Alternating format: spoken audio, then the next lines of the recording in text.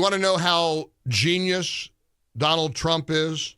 There's a huge story out of California. You know how many jobs they've lost because of the minimum wage mandate, thanks to Governor Gavin Newsom, who I think is going to be the Democrat nominee. I still believe it. You look at all the polling and compare the polling. We did something on Friday that is very valuable, very important, very, very informative. Compare where we were in June of 2020 with regards to polling compared to where we are today in June of 2024. It was night and day. Biden was dominating. Biden was riding the pandemic like a tired racehorse. He was showing up at the rallies with 9 or 10 cars, honking their horns. It didn't matter. COVID upended everything, including the way we vote, but that's another subject altogether.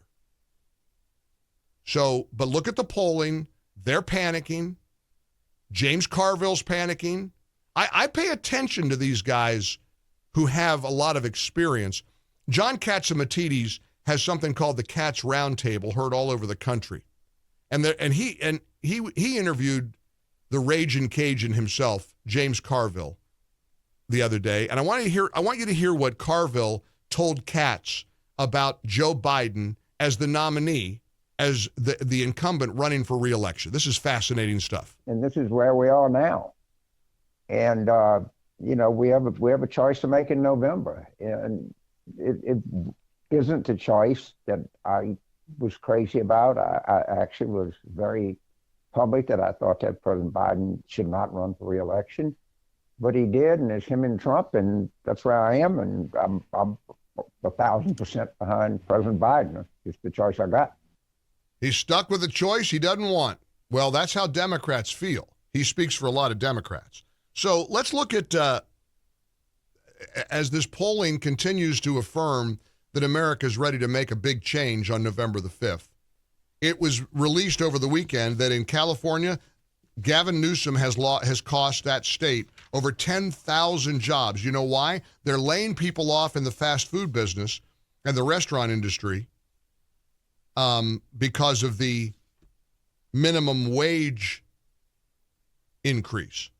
California fast food restaurants have slashed nearly 10,000 jobs because of California's $20 an hour minimum wage.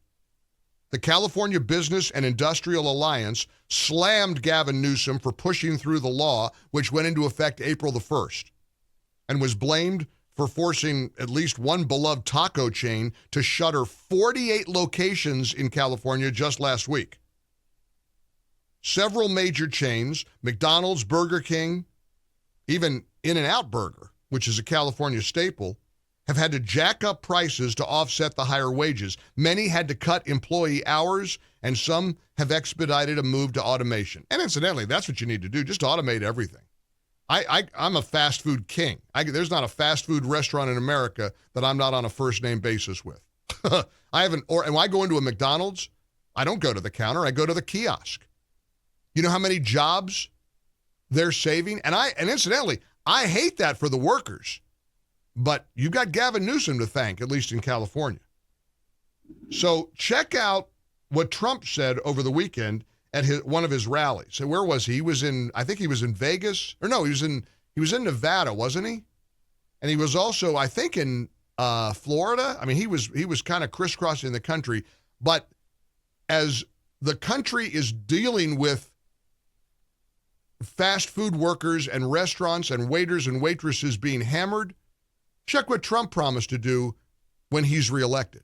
So this is the first time I've said this, and for those hotel workers and people that get tips, you're going to be very happy, because when I get to office, we are going to not charge taxes on tips, people making tips. It's a huge story, incidentally, and I want to break it down for you what that actually looks like. But if you earn a living and you're largely dependent on tips, Trump is proposing legislation that would exempt the tips from taxes. And that's going to go over real well in the restaurant business, isn't it?